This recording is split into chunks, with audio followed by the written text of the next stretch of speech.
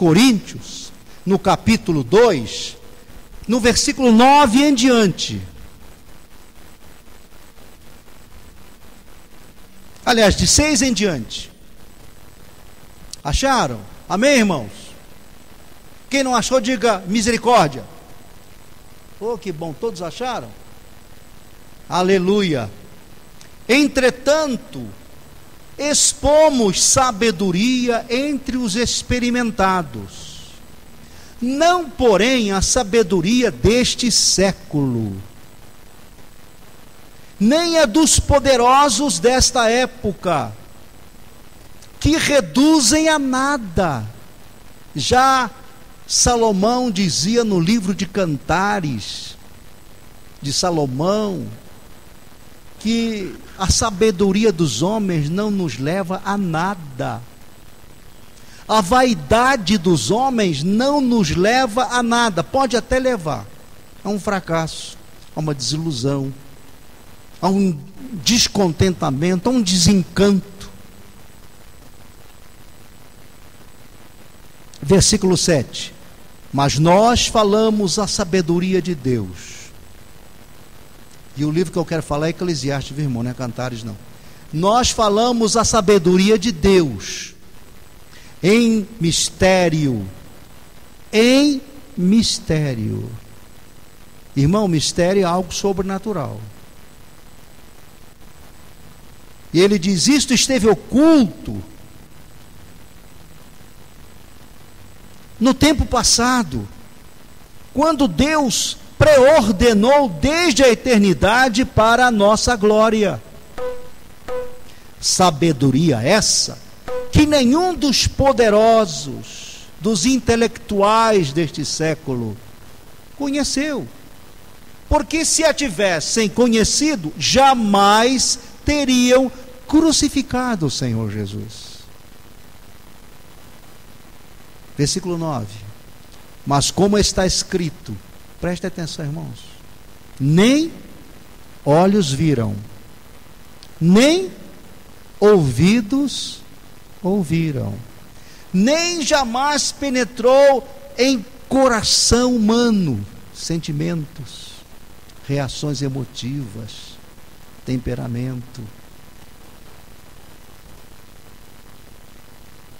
o que Deus tem preparado para aqueles que o amam. Você ama a Deus, irmão? Quem ama a Deus aí? Então, irmão, olha, conhecer Deus, conhecer os desígnios de Deus, conhecer os propósitos de Deus, a direção de Deus para a nossa vida, não é nem pelo coração, nem pelo que eu vejo, nem pelo que eu ouço, nem pelo que eu toco, nem é pelo que eu sinto, mas é por revelação do Espírito Santo. E eu e vocês podemos perfeitamente nos ajustar a esta palavra, porque os irmãos e eu temos dentro de nós o Espírito Santo. Temos ou não temos? Temos ou não temos? Amém?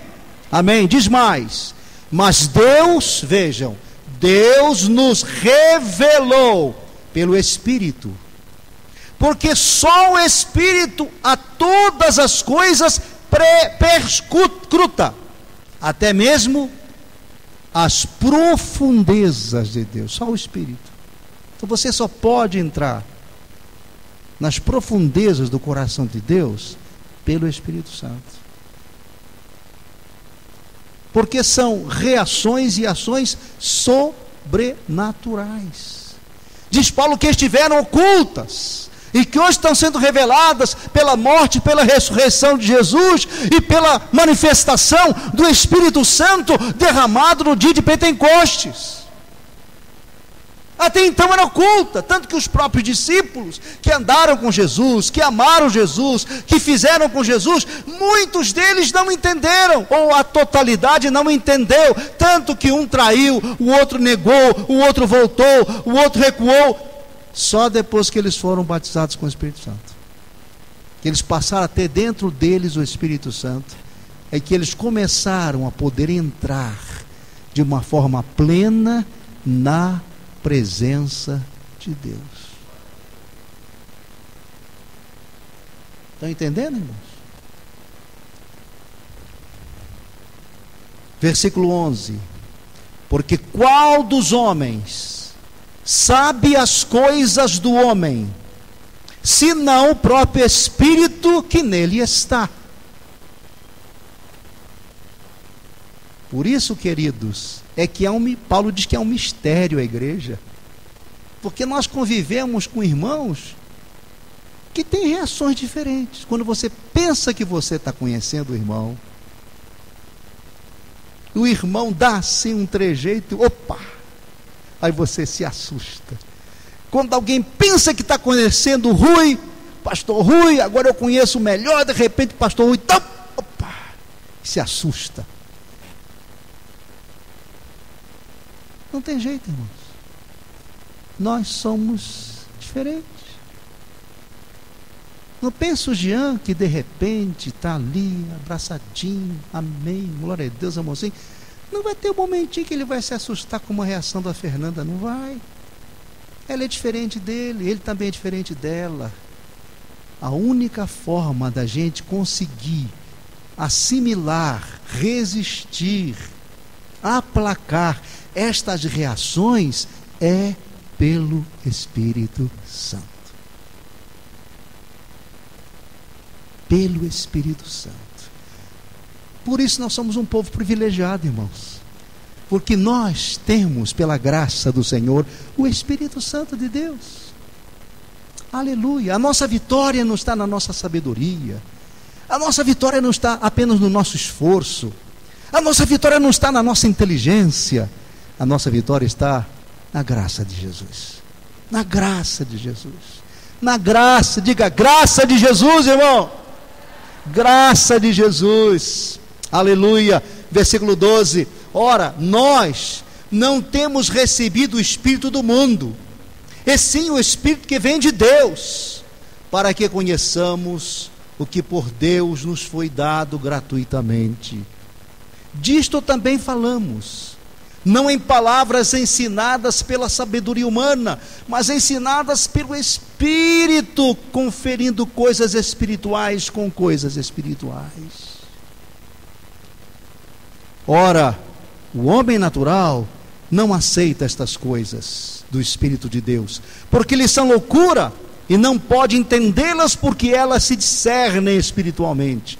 Porém, o homem espiritual julga todas as coisas, mas ele mesmo não é julgado por ninguém. Pois quem conheceu a mente do Senhor que o possa instruir? Nós, diz Paulo, porém, nós temos a mente de Cristo. Nós temos a mente de Cristo. Diga, irmãos, nós temos a mente de Cristo. Fala para o irmão que está do seu lado, irmão, você tem a mente de Cristo.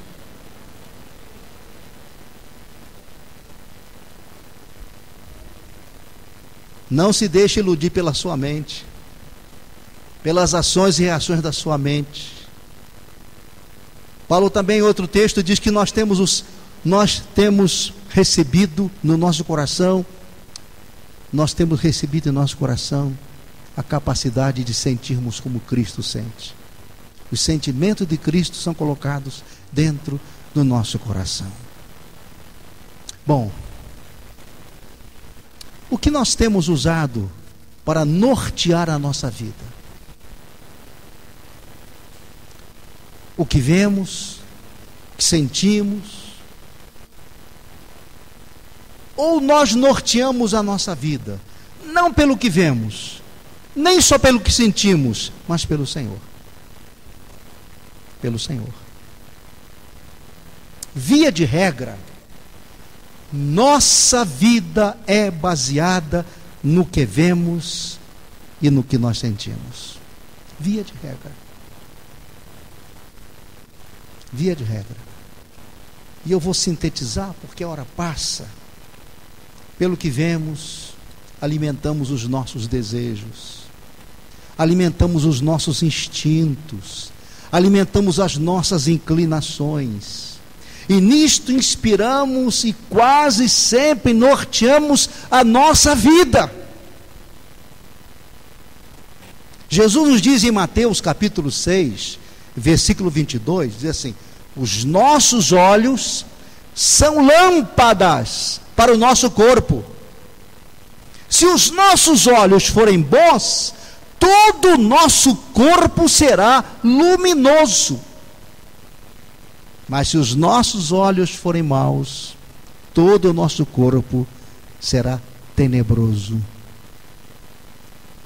Diz mais, Paulo em Romanos capítulo 11, versículo 8, como está escrito lá em Isaías 29, 10. Interessante, irmãos, nós encontramos os apóstolos fazendo várias citações do Velho Testamento, e não tinha naquele tempo ainda nenhum livro escrito, a não ser os papiros, a não ser, meus irmãos, aqueles rolos que eram muito bem guardados, mas que não estavam à disposição das pessoas livremente, como nós temos hoje a Bíblia.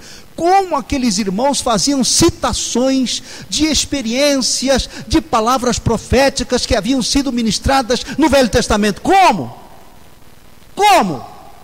Pela revelação do Espírito. A palavra não foi inspirada por Deus? Não foi Deus que inspirou os homens de escreverem? Se foi Deus que inspirou, aqueles que andam no Espírito são revelados pela inspiração de Deus quanto ao que Ele mandou escrever e quanto ao que Ele quer que a gente faça através da sua palavra escrita. Você está entendendo o que eu estou falando, irmãos? Eu também preciso entender. Dá-me revelação, Jesus, pelo teu poder, em nome de Jesus. E ele diz assim: olhos, nós temos que experimentar algo que é muito importante. Paulo diz assim: olha, aquele povo de Israel, porque vivia sempre desobedecendo a palavra, rejeitando a palavra, se insubordinando contra a palavra, Deus deu em determinado tempo aquele povo espírito entorpecido, olhos para não ver e ouvidos para não ouvir, até ao dia de hoje. Deus pôs a mão naquele povo para não ver, não ouvir. Misericórdia, misericórdia. Tiago nos diz que cada um é tentado pela própria cobiça, quando esta o atrai e o seduz. Então a cobiça, depois de haver concebido, ela dá filhos, dá luz. Você olha, você cobiça, você toca, você cobiça. Eu escuto algum tipo de comentário que me é facultativo, que agrada os meus instintos, que agrada o meu ego, agrada as minhas inclinações, e eu guardo aquilo, eu levo aquilo para dentro de mim, eu levo para o meu coração. E quando eu levo para o meu coração, eu posso, meus amados irmãos, gerar o filho da minha cobiça, o filho da minha inclinação, o filho dos meus desejos, o filho dos meus intentos fora da perfeita vontade de Deus. E depois de concebido, diz Paulo, dá a luz. Vou dar um exemplo claro. Eu tenho um atrito com o irmão, espero nunca acontecer isso, um atrito com o Lincoln, e aquilo vai me remoendo, em vez de eu acertar, conversar com ele, acertar, aquilo vai me remoendo, chega um dia, em vez de vigiar e me policiar, eu dou lugar aos meus sentimentos, eu dou lugar às minhas inclinações, eu dou lugar ao meu gênio, ao meu temperamento, que às vezes ele sai da cova cheirando mal e ainda acha que é gente. E aí eu procuro o Lincoln e digo uma opção de desaforos para ele. Esses desaforos são provenientes de toda a amargura, de toda a raiva, de todo o desacerto que eu tive com ele, que não foi acertado. Aquilo foi para o meu coração. Aquilo vai gerando. Eu vou ruminando aquilo. Não sai do meu coração aquela experiência amarga. Vai ruminando, vai ruminando, vai ruminando. Aí um dia aquilo gera uma agressão. Gera, meus irmãos, uma maneira de desafeto. Gera inimizade, gera rejeição. Aí já é o quê? Saiu daqui e atingiu aqui fora, já é o fruto do pecado. Eu não gosto de uma pessoa, compra uma arma, espera um momento, puf, mata a pessoa. Eu matei a pessoa só naquele momento que eu peguei o revólver e dei um tiro nela? Eu matei aquela pessoa aqui dentro. Eu gerei aqui dentro o espírito de morte. Não vigiei, não me policiei, não refutei, não conversei, não reparti com alguém essa minha situação, essa minha fraqueza, essa minha inclinação. Guardei dentro de mim, remoí, e só encontrei uma solução através da minha reação e do meu instinto: matar. Eu matei aqui dentro. Aqui fora é apenas o resultado do que eu tramei aqui dentro. Foi isso que o apóstolo Paulo quis dizer. Está entendendo, irmão? Está entendendo, irmão? Por isso é que nós devemos levar a Jesus todas as nossas necessidades. Nós falamos muitas das vezes que nós gostamos. Tem um ditado, eu não sei se ainda existe aqui por perto, né, entre nós. Puxa, aquilo ali é radical. O que é uma coisa radical, irmãos? Quem pode me ajudar? Hein? Diferente? Aí eu gosto daquilo, não é? Começa a me simpatizar com aquilo que é diferente. Agora, isso, irmãos, é uma reação de uma revelação de Deus, ou é uma reação dos meus sentimentos emotivos?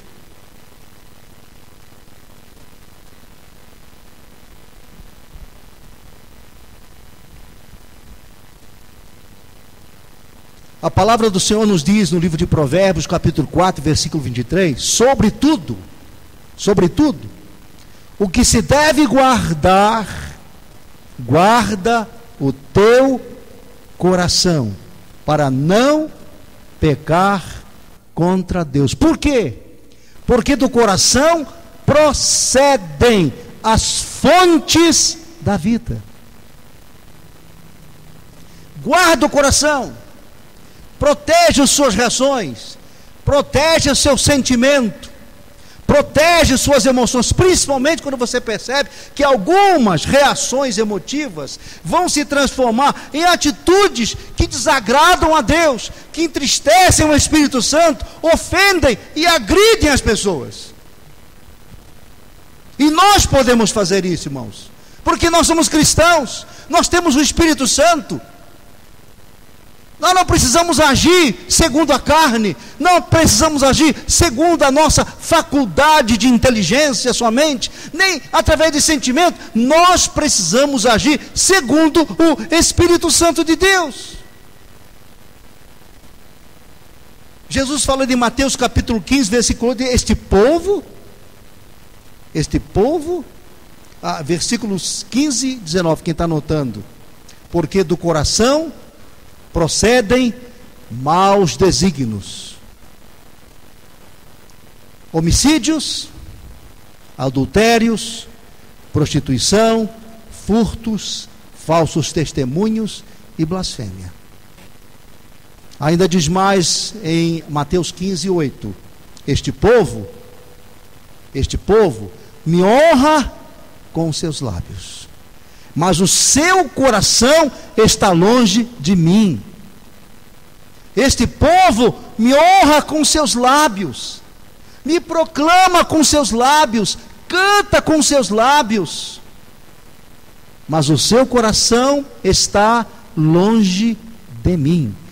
Por isso que Jesus nos fala em Mateus 7, 21 e 22, nem todo o que me diz, Senhor, Senhor, entrará no reino de Deus, mas aquele que faz a vontade do meu Pai que está nos céus. O que é fazer a vontade do Pai que está nos céus? É obedecer a sua palavra revelada a nós pelo Espírito Santo. Mesmo que esta palavra revelada pelo Espírito Santo entre em choque com o meu sentimento, entre em choque com a minha vontade, entre em choque com a minha capacidade de interpretar. Eu não estou aqui para interpretar, eu não estou aqui para sentir, eu estou aqui para obedecer. Não é por sentimentos, é por fé. Ah, mas eu não sinto isso. Não tem importância. Enquanto eu não sentir, eu não faço. Não é assim não, irmãos. Você não sentiu? Busque Deus. Busque um irmão. Troque ideias. Converse com o seu discipulador. Conversa com outro irmão. Conversa com o pastor. Pastor, eu tenho que tomar essa decisão na minha vida, mas eu não estou sentindo que eu tenho que tomar. Vamos orar. Aí de repente chega outro e diz, eu senti de fazer isso. Espera aí. Você sentiu, mas esse sentimento, ele brotou da onde? Ele tem origem na onde? É na sua emoção, é no seu querer, é no seu desejo, é na sua volúpia, é na sua vontade, é na sua carne, é no seu intelecto, ou você teve uma convicção que Deus te deu, confirmada na palavra.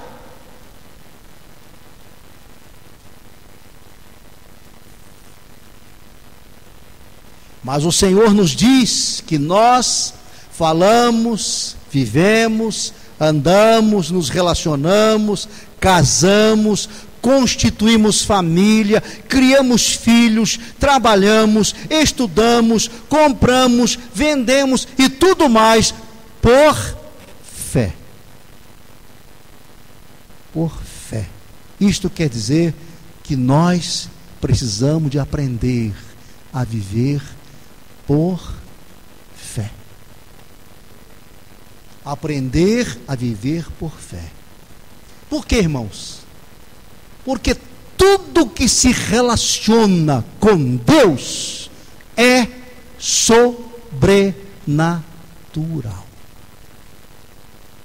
E o que é sobrenatural, o que é mistério, que está acima da nossa percepção, do nosso sentimento, do nosso raciocínio, da nossa capacidade de aceitar ou rejeitar, tudo isto tem que se mover pelo Espírito Santo de Deus em nós e através de nós.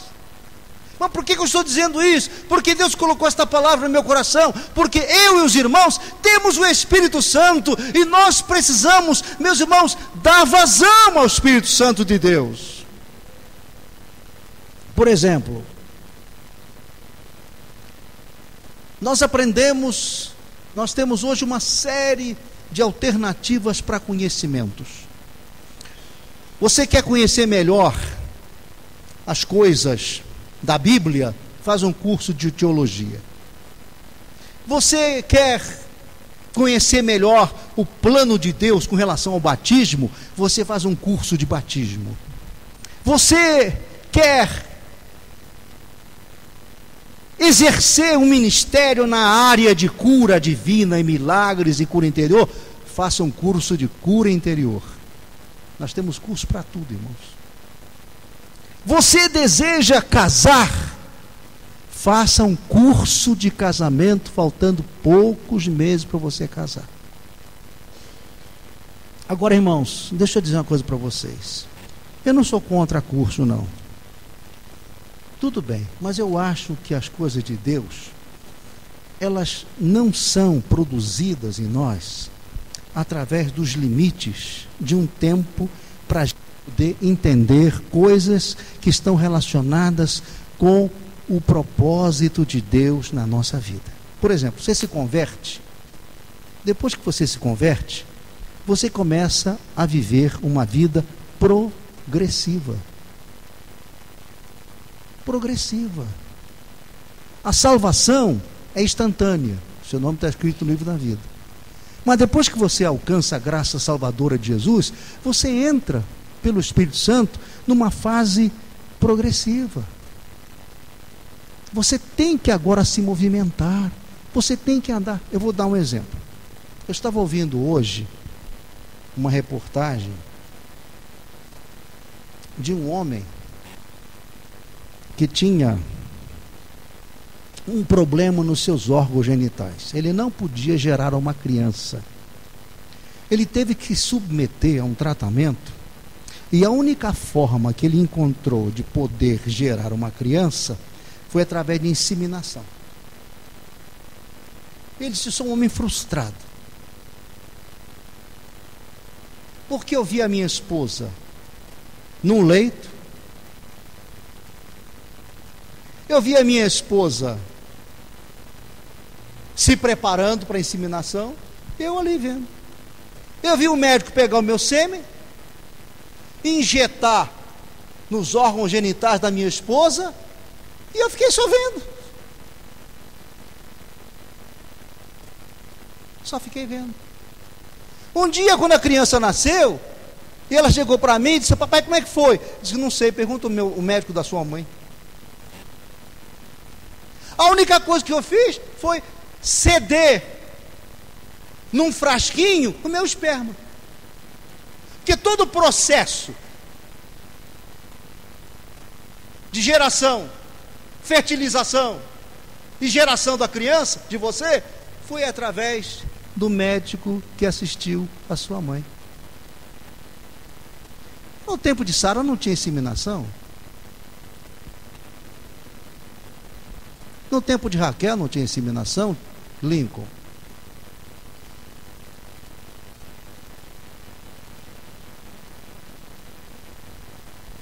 Não estou desfazendo isso não, irmãos. Mas eu acho o seguinte, é que as coisas estão andando de tal maneira, avançando de tal maneira pela tecnologia, que hoje já não precisa mais do relacionamento de homem e mulher para ter filho. Já existem inclusive homens e mulheres que não querem se dar ao trabalho de relacionarem-se na cama. Preferem usar a inseminação. É mais prático, é mais limpo, é mais seguro. Hoje nós já temos as barrigas de aluguel, irmãos. Barriga de aluguel. Tem pessoas ganhando dinheiro, alugando a sua barriga para gerar filho dos outros. Agora, vamos comparar isto com as coisas de Deus. Você casa. Para você casar, você passou por um processo. Você teve o acompanhamento, você teve orientação, você teve a palavra, teve oração, seus pais participaram, se envolveram, volta e meia a gente conversa com eles, abençoa, está dando um acompanhamento até chegar no altar, até que aquele casal case. Geralmente um casal que passa por um processo desse não precisa de fazer curso para casar, porque o curso é feito desde o dia que ele assume um compromisso até o dia que ele está no altar.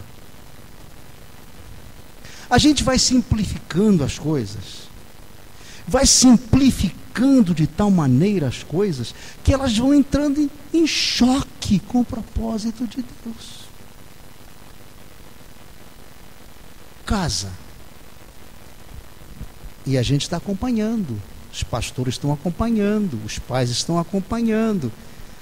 Aí vem uma criança. Um dia vai acontecer isso com vocês, vai acontecer isso com o Tiago, Leninha, vai acontecer isso com o Jean, com a Fernanda. Aí a gente orienta a gente. Quando vocês sentirem esta confirmação de Deus, já comece a ministrar. O pai vai lá na barriguinha da esposa, deita na barriguinha da esposa, passa a mão na barriga da esposa, abençoa aquela criança, transmite para ela o amor que está nele pelo Espírito Santo, porque o Espírito Santo não tem barreira.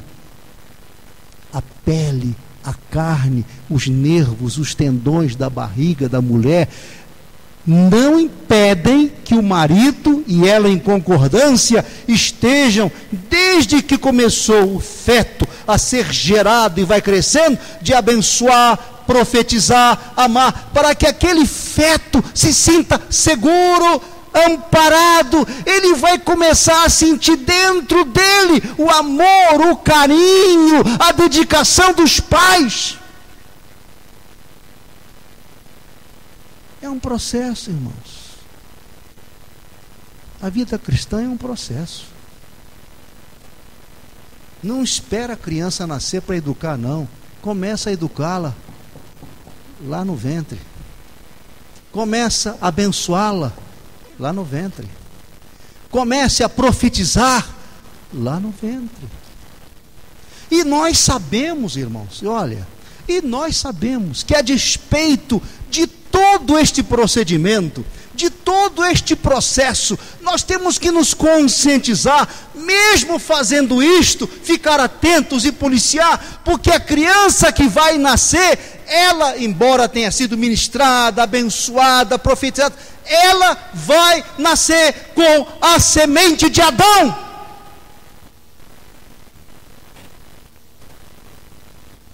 E aí entra outro processo. É o processo de pegar aquela criança por vida, por amor, por dedicação, por companheirismo, por amizade, levá-la a ter uma experiência com Jesus. Coisa séria, irmãos. A coisa de Deus é séria. E depois que ela aceita Jesus, a gente tem que acompanhar, porque sabe que embora ela não tenha mais a semente de Adão, ela é humana, e como humana, ela está sujeita ainda a ter umas quedinhas. É vigilância constante, é acompanhamento constante. É isto que vai fazer com que a igreja de Jesus não ande segundo sentimentos, emoções, temperamentos, vontades humanas, mas antes sempre em um procedimento gerado pelo Espírito Santo de Deus. Andamos na terra, mas não somos do mundo, deste sistema que já está falido e condenado pelo Senhor Jesus. Paulo nos diz que a fé vem pelo ouvir, e ouvir pela ministração da palavra. Eu acho que eu vou parar aqui, que já são 7:55, né? Se Deus me deu outro dia o restante. Mas escutem, eu estava dizendo aos irmãos na quarta-feira passada que o diabo tentou por todos os meios tirar o foco dos apóstolos da palavra, para colocar o foco em circunstâncias e em problemas que surgiram pelo crescimento da igreja. Por exemplo, primeira ação do diabo para tirar o foco dos apóstolos da palavra: perseguição. Colocar os apóstolos na prisão, mataram um apóstolo, perseguir a igreja, tentar tirar a paz da igreja. E meus irmãos, um homem que ama a igreja, um homem que é chamado, separado, vocacionado para a igreja, quando percebe que há um problema, uma dificuldade entre irmãos, ele sofre às vezes mais do que os irmãos. Um pai que ama o filho, muitas das vezes, diante de um problema do filho, de uma enfermidade do filho, de uma situação adversa do filho, ele sofre mais do que o próprio filho. Homens de Deus, que foram gerados pelo Espírito Santo no ministério, que têm um chamamento de Deus, que tem um compromisso com Deus de cuidar ovelhas, amar ovelhas, guardar ovelhas, incentivar ovelhas, guiar ovelhas para que elas não se percam até o altar de Deus, são homens comprometidos que sofrem, choram, passam noites em claro. Às vezes o irmão que está com um problema dorme a noite toda, e o pastor que ama o irmão fica a noite toda em claro.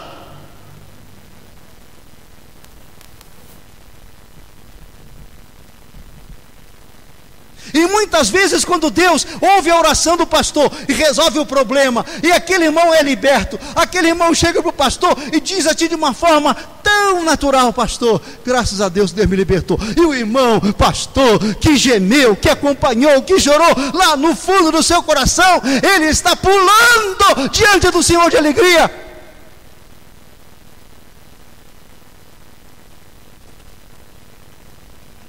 Segundo, Satanás não conseguiu tirar o foco dos apóstolos da palavra por causa da perseguição. Aí ele tentou tirar o foco dos pastores por causa de uma situação adversa na parte financeira. Um casal chegou na igreja para Pedro e disse: Pedro, aqui está o fruto da venda da nossa casa. Mentiu.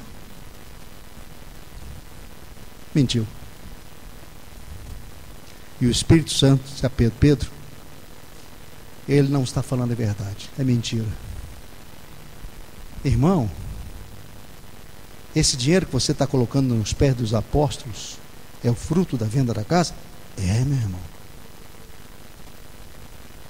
Irmão, olha, você não precisa deixar o dinheiro, você pode ficar com o dinheiro.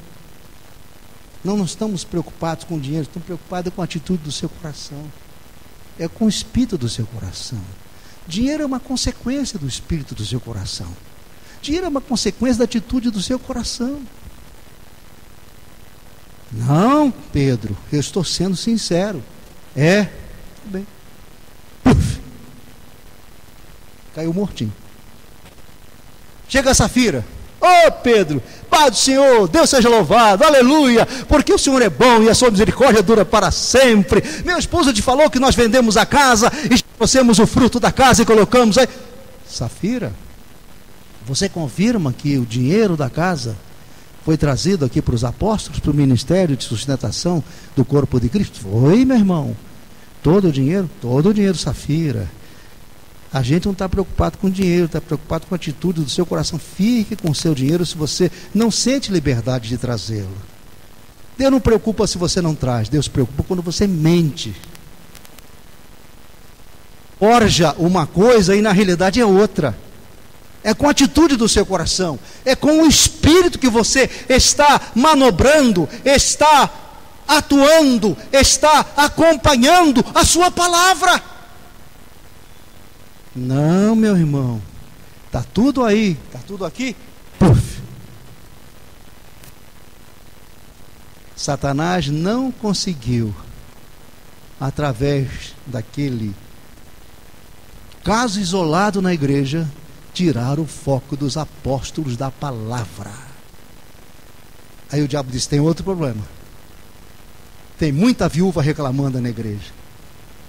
Tem muita viúva insatisfeita. Tem muitos necessitados insatisfeitos. Aí levantou um burburinho na igreja para tirar o foco dos apóstolos da palavra. Mas eles oraram e disseram: opa. Chamaram a igreja e disseram: orem. Peço a Deus que lhes dê graça, para que no tempo certo vocês separem 7 homens daí da igreja, da comunidade, 7 homens. E deu as características dos 7 homens. Eles vão ser separados para o ministério diaconal. Eles é que vão cuidar disso. Nós vamos ficar separados para a oração e para a palavra. Porque os apóstolos sabiam, irmãos, que a palavra era mais importante na vida da igreja do que qualquer outro tipo de atividade, qualquer outro tipo de circunstância, porque não era a palavra escrita, era a palavra relevada, a palavra revelada, a palavra profética, que alimentava o espírito, que norteava a igreja, que trazia a condução da igreja a uma não subordinação, mas uma total dependência da vontade de Deus, pela presença do Espírito Santo. Aleluia! Jesus nos diz em João capítulo 3, versículo 6, que o que é nascido da carne é carne, o que é nascido do Espírito é Espírito, e o que é nascido do Espírito é um nascimento novo, é uma nova criatura, como ele falou a Nicodemos. Jesus disse aos 70 discípulos, interessante, irmãos, não tem tempo, né? Há coisas do Novo Testamento que se assemelham muito à igreja do Velho Testamento ao Novo Testamento. A diferença da igreja do Velho Testamento é que era uma igreja que recebia, vez por outra, o Espírito Santo para a sua liderança, para o seu corpo apostólico. Começou com patriarcas, sacerdotes, profetas, reis, juízes, até chegar em Jesus.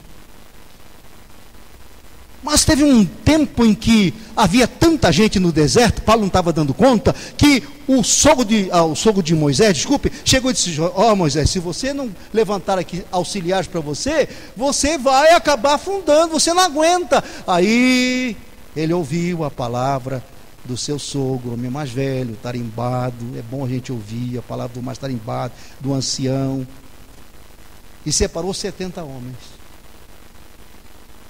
e lançou sobre eles do Espírito que estava nele.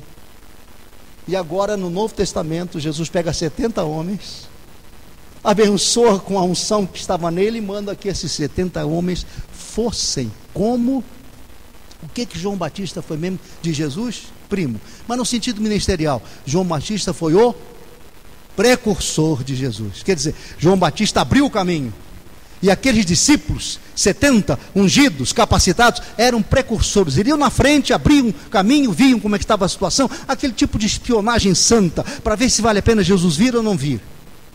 E eles voltaram impressionados, e voltaram e disseram: Jesus, que coisa maravilhosa, os demônios se submetiam a gente, os enfermos eram curados, sinais e maravilhas eram feitos, aleluia. Aí Jesus, ó, que a alegria de vocês não se prenda apenas nestes sinais, mas que a alegria de vocês esteja acima de tudo na certeza de que os seus nomes estão escritos no livro da vida. Tudo é bom, sinais importantes, curas importantes, milagres importantes, mas se nada disso for feito por homens transformados, nascidos de novo, tudo isso fica. Paulo certa vez disse: olha, eu estou preocupado de ganhar tanta gente e me perder, levar tanta gente para Jesus e perder. Não adianta eu apenas levar as pessoas para Jesus, eu tenho que me policiar, porque senão um dia eles vão e eu fico. Eles vão pelo caminho eterno e eu vou pelo caminho da perdição. Misericórdia, chego no inferno e vou ver lá no inferno Satanás regozado. Você ganhou uma porção de gente. Ela foi para Jacuíga, Sapacuí ganhou, e você está aqui comigo, hein? Que coisa, hein?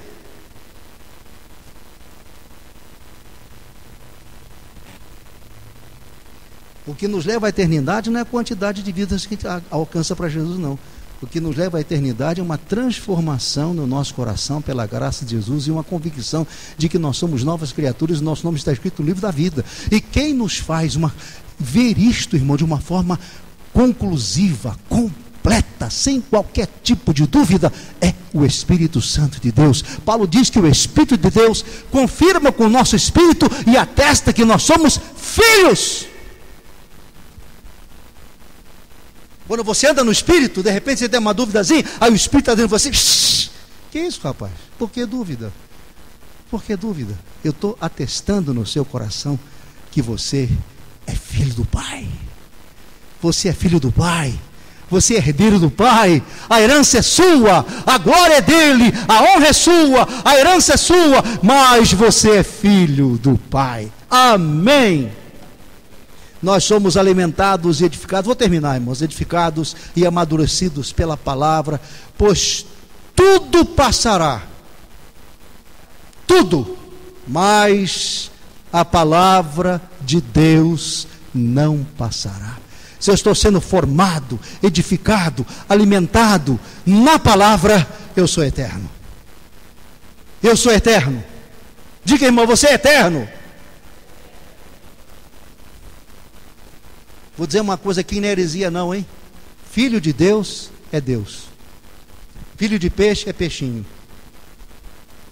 Você é filho? Então você é Deus.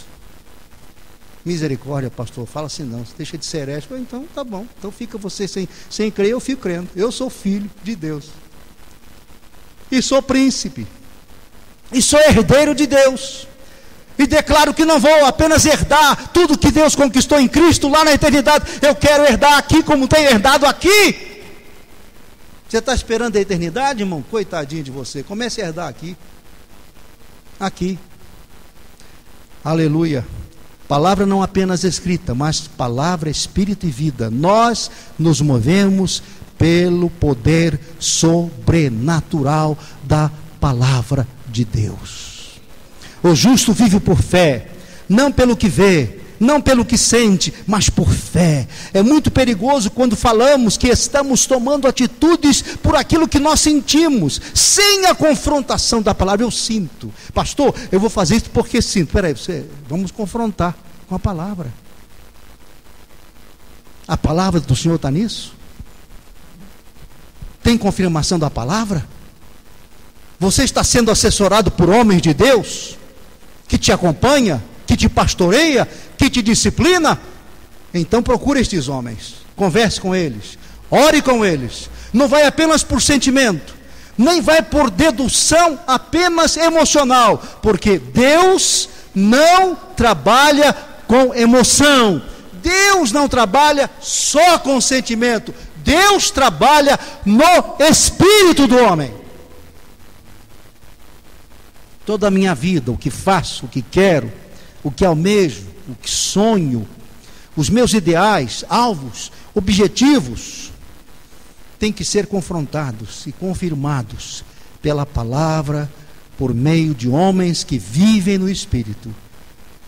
Romanos 8, 4, 6, 8 diz assim, Paulo diz o seguinte: os preceitos da lei devem ser cumpridos em nós, que não andamos segundo a carne, mas segundo o Espírito Santo, pois o pendor da carne é inimizade contra Deus, pois os que estão na carne não agradam ao Senhor. É muita coisa, né, irmão, para a gente guardar na cabeça, né? Está gravando?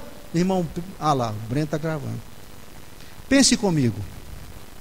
Se o Pai enviou o Espírito de seu Filho aos nossos corações, como nos diz Gálatas no capítulo 4, versículo 6, nós que somos filhos, precisamos andar conforme Cristo tem ensinado pela sua palavra. Temos que andar como Cristo andou. Para terminar, por isso, queridos, é que a igreja do Senhor, lá de Jerusalém, crescia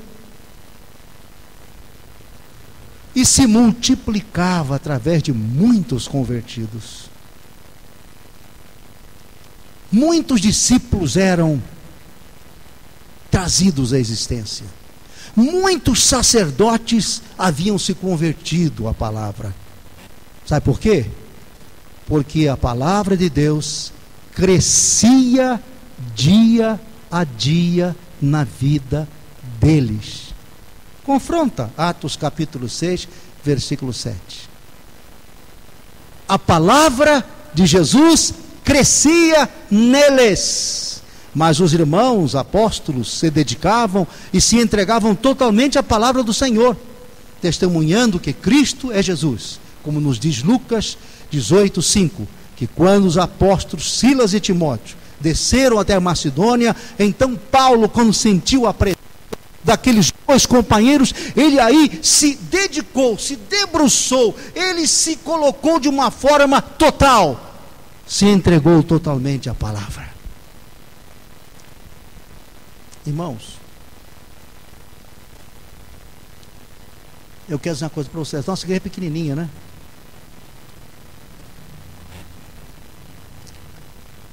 Mas eu queria dizer a vocês que desde o tempo em que eu estou, embora ainda exercendo outras funções aqui na comunidade, problemas jurídicos, administrativos, financeiros, eu tenho dado prioridade à palavra. E eu tenho sentido que Deus tem me honrado. Tem me honrado. Nós temos dado aos irmãos, ao meu coração, palavra de revelação. Palavra de revelação. Para mim e para os irmãos. E a minha oração é que Deus continue a levantar aqui nesta comunidade homens e mulheres que assumam áreas de administração, áreas financeiras, áreas jurídicas, e libere a gente, a mim, ao Lincoln, ao João, ao Marcos e tantos outros que Deus levantar aqui, jovens que eu sei que têm um potencial ministerial e que Deus vai levantar no tempo certo, que nós nos dediquemos mais à palavra, irmãos. Porque isso tudo aqui passa. Isso tudo aqui passa. Amanhã você tem isso aqui, hoje amanhã não tem mais. Glória passa. Honra humana passa. Hoje você é badalado aqui, badalado ali, amanhã levanta aí um comentário contra você no jornal, pronto, acabou. Acabou.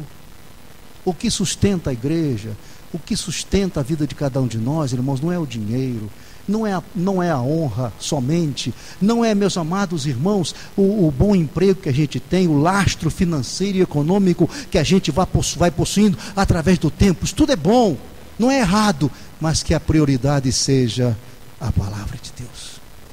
E a palavra revelada. Revelada.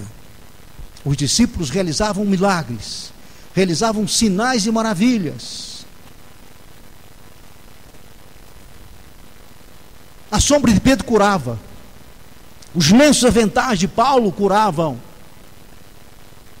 Mas estes sinais e maravilhas acompanhavam estes irmãos. A prioridade, o centro vital do ministério da igreja do Novo Testamento, o centro não eram os milagres, era a palavra.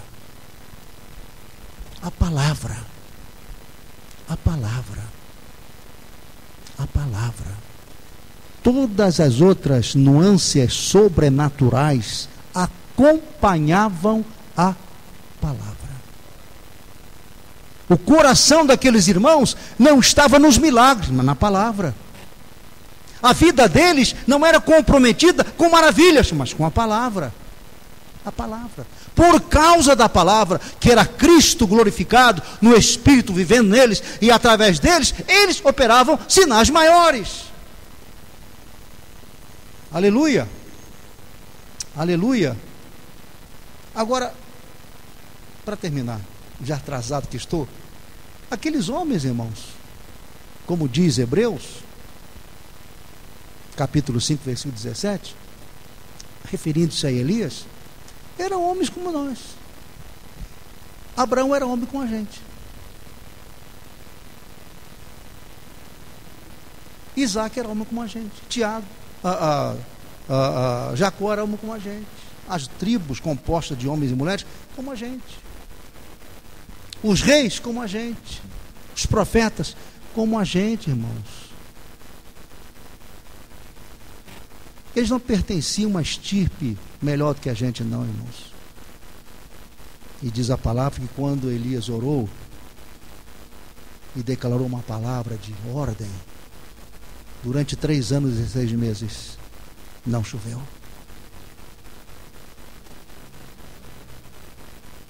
Pense nisso, irmão. Eram homens como nós, só que eram homens mortificados pela cruz, que andavam não por sentimentos, nem pelo que os olhos viam, mas andavam por fé. Se você pegar Hebreus 11, você vai ver tudo isso que eu estou lhe dizendo. Então, queridos, vou parar por aqui. Chega, o senhor mandou parar.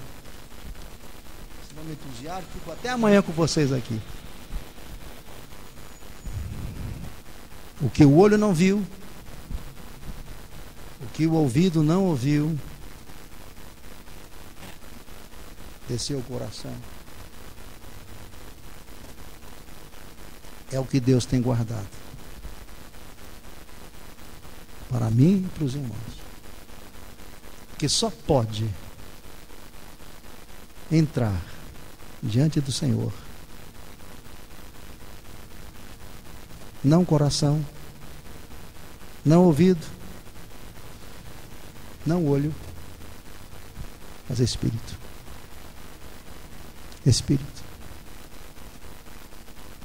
Está pesado, irmãos? Está pesada a palavra? Me perdoem.